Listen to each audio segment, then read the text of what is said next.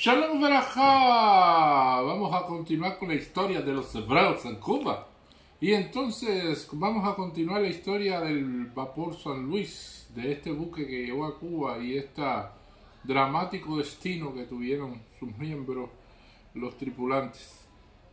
Y bueno, en el capítulo anterior habíamos estado dando una introducción. Aquí vamos a continuar con el desarrollo de esta historia y prevemos de que va a existir otro capítulo que va a narrar las conclusiones de este hecho. Dice: pese a la obligación y la posición oficial del gobierno, en la primera mitad de 1939 llegaron al puerto de La Habana, según datos oficiales, 3.668 inmigrantes, en su mayoría judíos de Europa Central. En marzo el número de refugiados judíos llegó a 4.000 y en abril ingresaron por lo menos otros 1.000.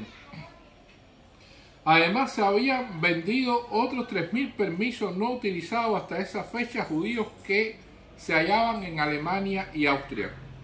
Los conflictos de intereses en torno al ingreso de refugiados provocaron enfrentamientos dentro del gobierno entre los opositores a la inmigración ilegal y los que obtenían beneficios de la misma.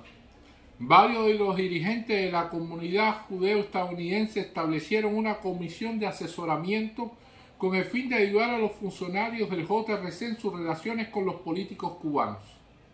Se consideraba que las luchas internas por el gobierno y por el dinero de los chantajes terminaría en forma explosiva y que el gobierno estaba por determinar y por tomar medidas drásticas que podrían culminar con la expulsión de masas de refugiados que ya se hallaban en Cuba. Les preocupaba el grado de provocaciones contra los judíos que no tenía precedente en toda la historia de Cuba y temían que toda fisura que se descubriese en el sistema filantrópico creado por el JRC alimentaría la propaganda antisemita y perjudicaría indirectamente la situación y seguridad de los refugiados.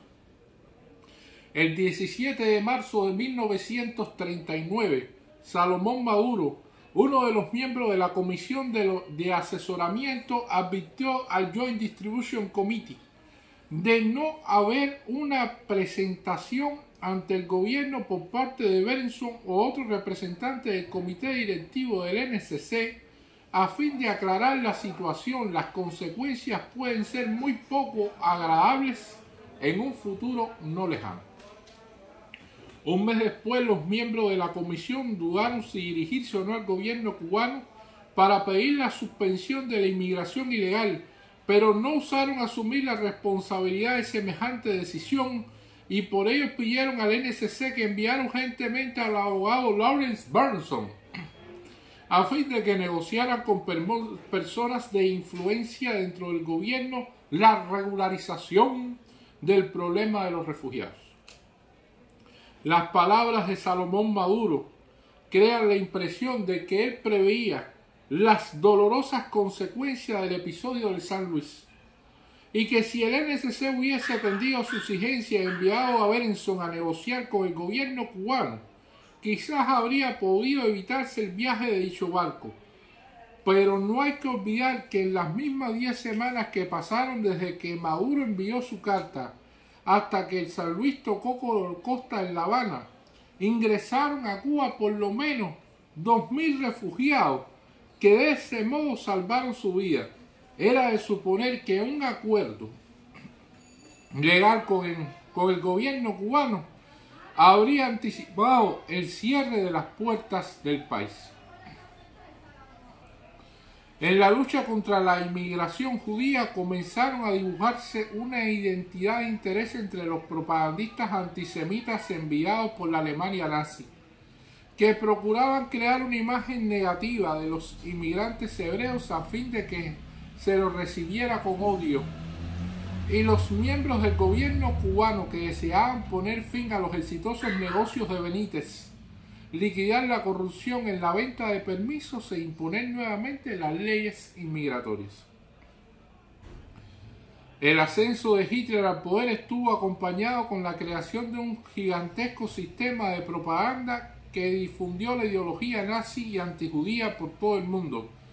En América Latina, esta Ausland Organization se servía de las colectividades alemanas como base para su actividad. En el caso de Cuba, dicha colectividad era pequeña y los agentes nazis tuvieron dificultad en reclutar cubanos en su servicio. Su propagandista local más importante fue Juan Projías y Machemó, que se ha borrado su nombre, fundador del Partido Nazi Cubano, quien a cambio de grandes sumas de dinero difundía la ideología nazi a través de la radio y la prensa. Los alemanes lograron su mayor influencia entre los elementos antisemitas de la colectividad española, a través de los cuales canalizaron la propaganda adversa a la inmigración judía. Durante la Guerra Civil Española, esa colectividad se dividía entre los partidarios de la República y los partidarios de Franco. Si bien estos últimos constituían una minoría, eran adinerados y pertenecían a la alta burguesía cubana. El representante más destacado de los franquistas era José Ignacio Pepín Rivero, director del Diario de la Marina, católico conservador dedicado a la organización financiera y política de apoyo al fascismo español y sus aliados europeos. Rivero puso su red periodística al servicio de la campaña antijudía. La propaganda antisemita en Cuba estaba respaldada por la Gestapo, que por una parte expulsaba a los judíos de Alemania y por la otra se ocupaba de prepararles una recepción hostil en los países hacia los cuales se dirigían. El responsable de financiar la campaña antisemita era Louis Clausen, director de la compañía Hamburg American Airlines en La Habana, que obtenía grandes ganancias de su asociación con Benítez en la venta de los permisos. Poco antes del arribo de la nave San Luis, los ataques contra la inmigración judía alcanzaron proporciones sin precedentes. La oficina del JRC recibió información sobre un fondo de comerciantes españoles profascistas que financiaba la propaganda antisemita y sobre un programa de disturbios antijudíos. El cónsul estadounidense informó sobre 14 agentes nazis llegados a Cuba en el mes de mayo, camuflajeados como refugiados hebreos, quienes trabajaban en la difusión de propaganda antisemita por medio de los empleados de la empresa Hapak. El rabino de la colectividad judeo-estadounidense relató en su testimonio que algunos refugiados que asistían a su sinagoga identificaron entre el público a 2 de sus guardianes en el campo de concentración. En el informe a su cancillería, el delegado alemán demostró el éxito de la ola antisemita con cita de los 3 periódicos de Pepín Rivero: el Diario de la Marina, Avance y Alerta. Y añadió que el Frente de Lucha contra la Inmigración Judía se había ampliado a círculos parlamentarios, como lo probaban los puntos principales de una propuesta de ley elevada por el presidente de la Comisión de Inmigración del Congreso, Pedro Mendieta, destinada a impedir el ingreso de hebreos a Cuba. La violenta provocación de los medios de difusión, aunque sus responsables eran una minoría dentro de la sociedad cubana, se fue incrementando hasta mayo de 1939, lo cual creó la sensación de que existía una opinión pública fuertemente hostil a la inmigración judía. Persuadida de esta, contradice los intereses nacionales y sin estar necesariamente motivada por principios antisemitas. La acusación de que los inmigrantes hebreos quitan empleo a los cubanos nativos afectó el corazón del nacionalismo cubano. La ley de nacionalización del trabajo. Dentro del gobierno se intensificaron las voces de los enemigos del comisionado de inmigración, fuese por proteger los intereses cubanos o bien por resentimiento. al no compartir las ganancias de aquel.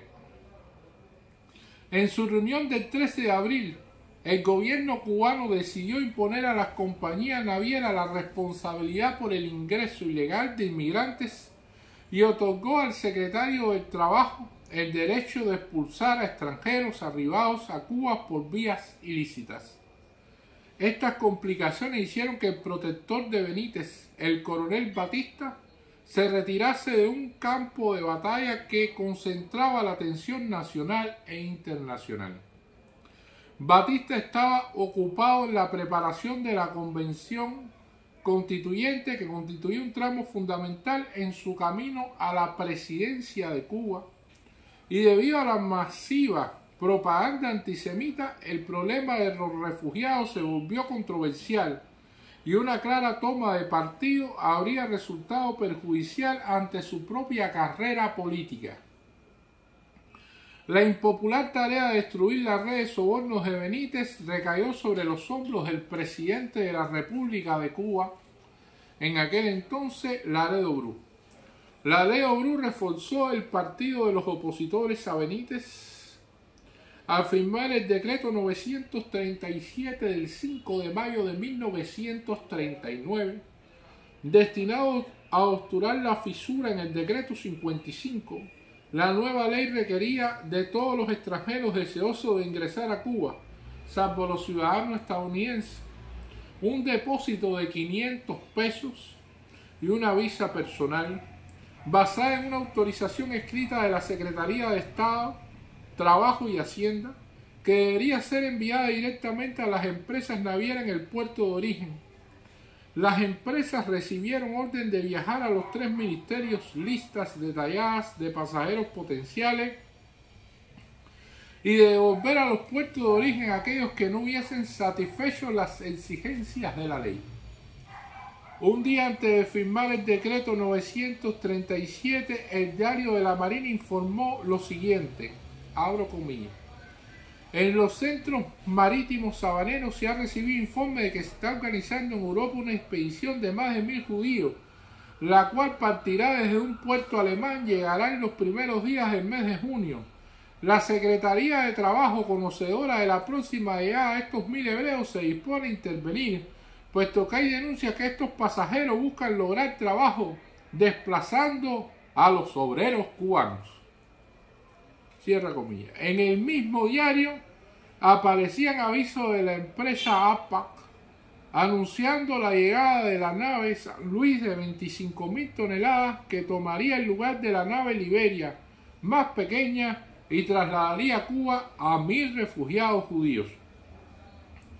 La noticia sobre la llegada del barco alemán apresuró la difusión del decreto 937, el cual, al ser publicado en la Gaceta Oficial el mismo día de su proclamación, entró en efecto de modo inmediato. Mediante ese decreto, el gobierno de Laredo Bru cerraba las puertas de Cuba ante los refugiados del San Luis y estaban destinados a constituir la prueba de la actitud del gobierno cubano en la defensa de su política. Ante las noticias sobre la nueva ley cubana y los rumores difundidos por el Ministerio de Propaganda alemán fascista respecto del próximo viaje del San Luis, las organizaciones de migrantes hebreos se dirigieron a la oficina central de la empresa Hapag en Hamburgo, pidiendo que el barco no fuese enviado a Cuba. Al no obtener respuesta, solicitaron la intervención de Sir Herbert Emerson, alto comisionado para refugiados en la Liga de las Naciones. Emerson envió el 8 de mayo un telegrama a la empresa Hapag en que recomendaba firmemente evitar la partida de la nave. Manuel Benítez, que no había tomado conciencia de que las reglas de juego se habían modificado radicalmente, envió el 9 de mayo una carta a la Hapag en la base en la cual los alemanes habían de sostener que no habían violado una ley cubana. Los permisos de desembarque concedidos por esta Dirección Nacional con anterioridad al 6 de mayo de 1939, fecha del decreto número 937, serán válidos, pero a partir de esta fecha no serán concedidos sin que previamente los solicitantes obtengan la resolución correspondiente de los secretarios de Estado y Trabajo. La información llegada desde La Habana no era unívoca respecto del valor de los permisos provisorios que se hallaban en poder de los pasajeros. En los primeros días siguientes a la difusión del nuevo decreto, Benítez continuó confirmando la validez de los permisos y prometiendo que ayudaría a liberar a los pasajeros que se los habían comprado. Pero en un momento, en mes de mayo, Benítez desapareció de escena. Al principio se dijo que había renunciado, luego que había salido de vacaciones por 2 meses. El secretario de Hacienda envió a las compañías navieras cartas en las que revocaba los permisos de Benítez e informaba que quienes se habían embarcado después del 6 de mayo en los buques que se hallaban en camino no podrían descender de los mismos en Cuba. El director de la APAC en La Habana recibió información oficial sobre la revocación de permisos el 17 de mayo. Su reacción fue que si no se permitía a los pasajeros de San Luis desembarcar en Cuba, nunca se les autorizaría a regresar a Alemania. En San Luis partió del puerto de Hamburgo el 13 de mayo con 943 pasajeros a bordo, de los cuales 936 eran refugiados hebreos. En vista de la información que poseían tanto las organizaciones de migrantes judíos en Europa como los familiares de esos refugiados en Cuba, es difícil suponer que los pasajeros de San Luis ignoraban los cambios de las leyes de inmigración. A pesar de ello, solo 22 de ellos lograron cambiar sus permisos por visas regulares. Los demás debieron confiar en las promesas de la empresa APAC en el sentido de que los permisos adquiridos antes del 5 de mayo seguían siendo válidos. De hecho, la Gestapo, que tenía interés en que el barco zarpase, no dejó a los pasajeros otra alternativa que salir de Alemania en ese buque. Ya en alta mar, el capitán Gustav Schroeder decidió acelerar la marcha a fin de adelantarse a otros 2 buques que en principio debían llegar antes que el suyo, el francés Flandre, cuyos pasajeros había 104 refugiados hebreos, y el inglés Orduña con 154 refugiados. El Ministerio de Propaganda alemán, que acompañó los preparativos del San Luis con una gran publicidad en la prensa mundial, no quería afectar la dramática entrada de este en el puerto de La Habana en el momento en que todos los medios de comunicación internacionales estaban enfocados hacia allí. En San Luis llegó al puerto de La Habana el sábado 27 de mayo a las 4 de la madrugada. El presidente Ladeo Bru emitió una orden especial que le prohibía entrar al puerto y una lancha policial lo escoltó hacia afuera del mismo. La policía costera prohibió al comisionado Benítez subir al barco.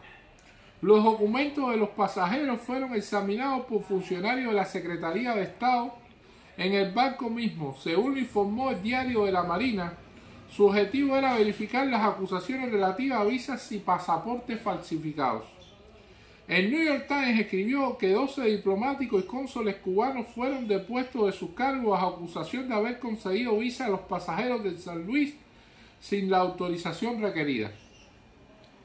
Cerca del mediodía de ese mismo 27 de mayo, llegó la nave Orduña, que había partido de Liverpool el 11 de ese mes. Entre los pasajeros quienes se permitió desembarcar en La Habana, habían 200 cubanos que volvían de España y 68 refugiados cuyos documentos fueron aceptados por las autoridades. Algunos se habían embarcado en Gdańsk dentro del decreto 937 entrara en vigencia.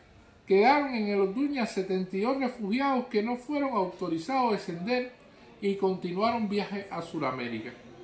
El embajador británico se dirigió al subsecretario de Estado en referencia a estos refugiados y se le respondió que los funcionarios consulares le habían dado documentos irregulares y visas que no correspondían con la reglamentación. La tercera nave, el Flandre, llegó a La Habana el 28 de mayo y también recibió la orden de no permitir el desembarco de los pasajeros judíos, salvo 6 que poseían visas legales. La discriminación entre judíos y no judíos fue esta vez evidente, según el corresponsal de Havana Post. Un empleado del Departamento de Inmigración rechazó el pedido de una mujer con ciudadanía estadounidense de liberar a su esposo. Llegaron el Flandre con visa cubana, debido a que es judío. Una familia italiana llegada en el mismo barco consiguió ingresar sin problema porque se presentó como católica. Ambas naves, Orduña y Flandre, podrían volver a pasar por Cuba en su viaje de retorno a Europa, de modo que la situación de sus pasajeros podría eventualmente reconsiderarse. Pero para el San Luis, La Habana era el destino final y debía zarpar de regreso a Hamburgo el 30 de mayo. Ahora en la próxima semana continuaremos este episodio del buque San Luis. Muchas gracias.